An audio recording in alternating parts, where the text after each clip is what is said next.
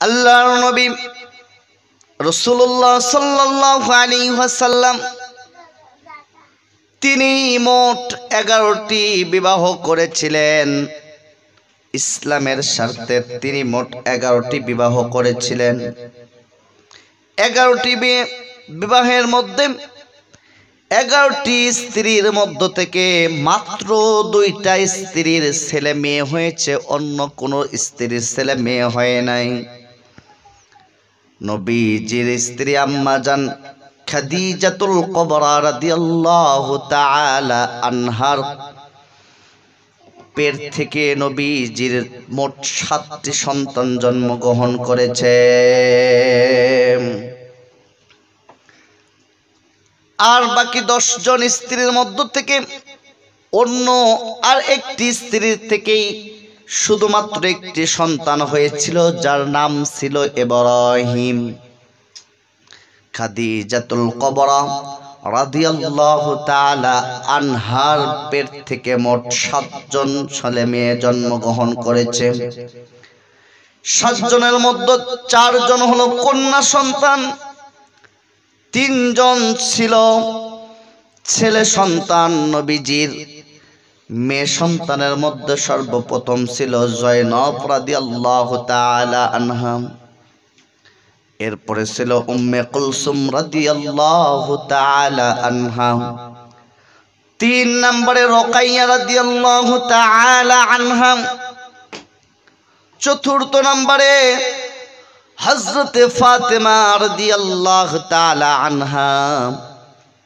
নবীজির স্ত্রী আম্মা জান খাদিজাতুল কুবরার পেট থেকে এই 4 জন মেয়ে জন্মগ্রহণ করেছিল, যা উভয়ে বালেগা পর্যন্ত হয়েছে। উভয়কেই নবীজি বিবাহ দিয়েছেন। খাদিজার পেট থেকে জন্মগ্রহণ করেছে মোট 3টি ছেলে সন্তান। একটির নাম হলো কাসেম, আরেকটির নাম হলো তাহের, আরেকজনের নাম কেউ কেউ বলেছেন তয়্যব রাদিয়াল্লাহু তাআলা আনহু।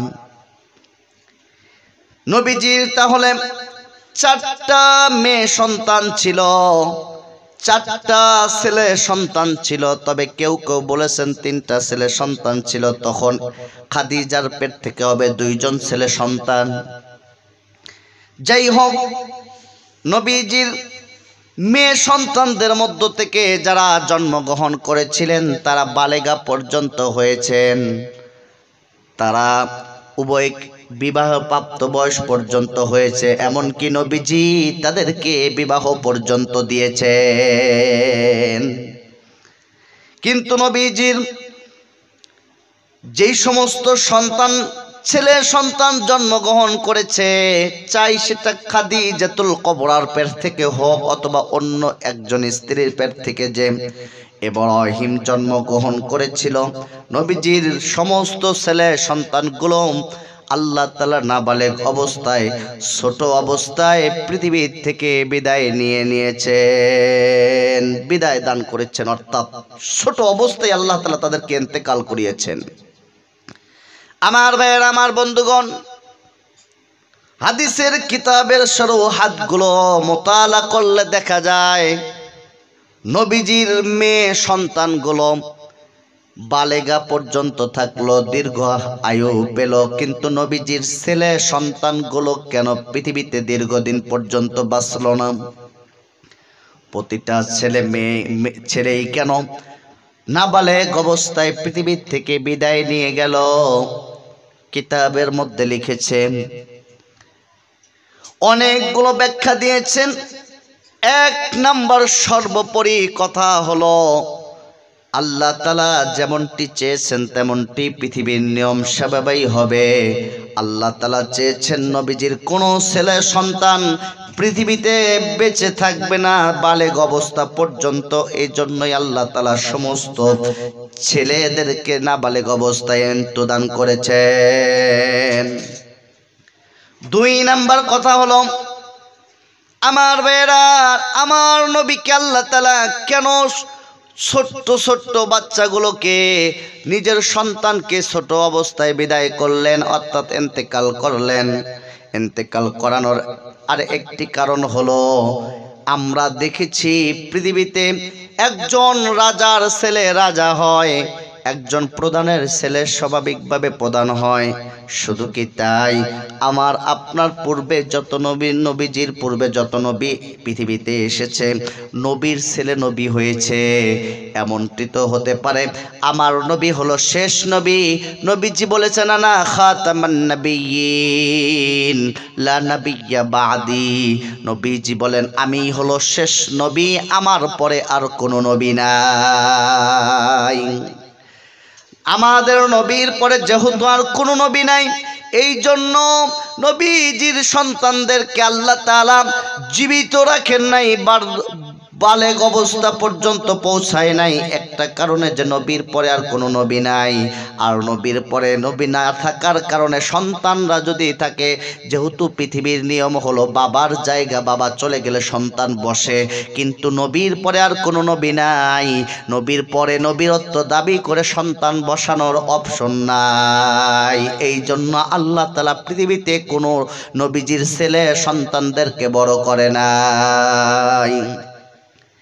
3 নাম্বার কথা হলো, আমার ভাইয়েরা, আমার বন্ধুগণ, উম্মতকে ফিতনা থেকে রক্ষা করার জন্য আল্লাহ তাআলা পৃথিবীতে কোনো নবীজির, আমার আপনার নবীজির ছেলে সন্তানকে আল্লাহ জীবিত রাখেন নাই।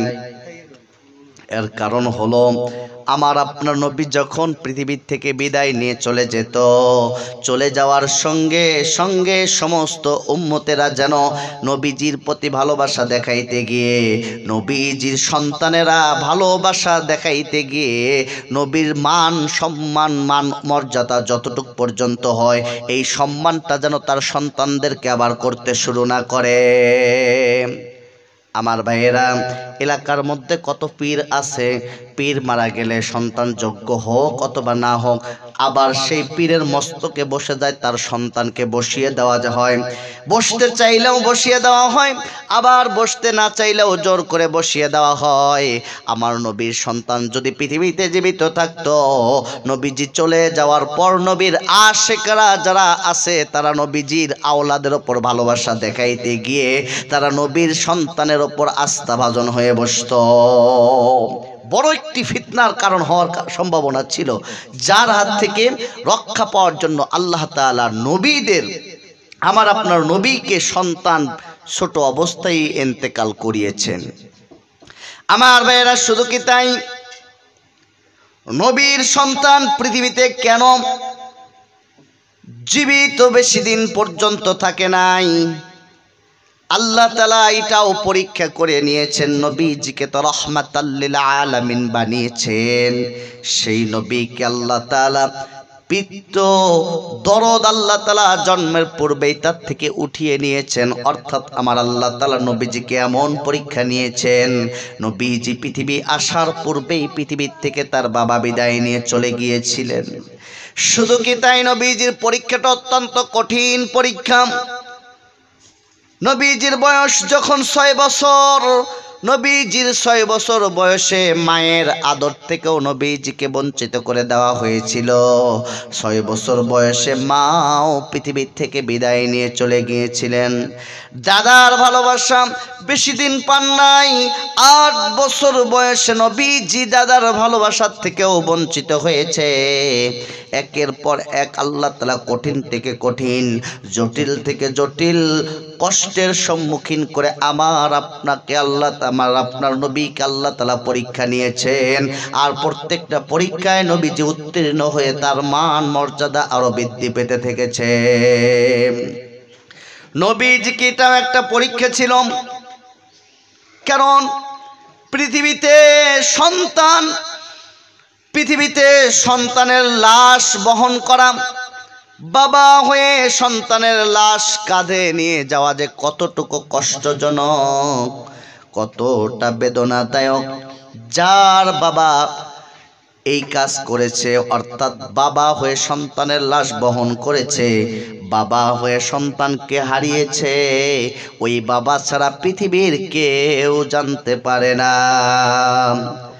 অত্যন্ত কষ্টদায়ক, অত্যন্ত বেদনাদায়ক। বাবা জীবিত থাকা অবস্থায় সন্তানকে দাফন করার জন্য লাশ বহন করা অত্যন্ত কষ্টদায়ক এবং পরীক্ষার বিষয়। আমার আপনার নবীকে আল্লাহ তাআলা এই পরীক্ষা দ্বারাও নবীজিকে পরীক্ষা করেছেন যাতে সবুর এখতিয়ার করতে পারে, এবং নবীজি কিভাবে ধৈর্য ধারণ করতে হয় নবীজির মাধ্যমে উম্মতদেরকে শিক্ষা দিয়েছে। ও উম্মত, তোমাদের ছোট্ট ছোট্ট সন্তান যদি পৃথিবীর থেকে বিদায় নেয়, কিভাবে ধৈর্য ধারণ করতে হয়, কিভাবে সান্ত্বনা দিতে হয়, এটা আল্লাহ তাআলা নবীজিকে শিক্ষা দিয়েই উম্মতদেরকে শিক্ষা দিয়েছেন। জোরে বলুন সুবহানাল্লাহ।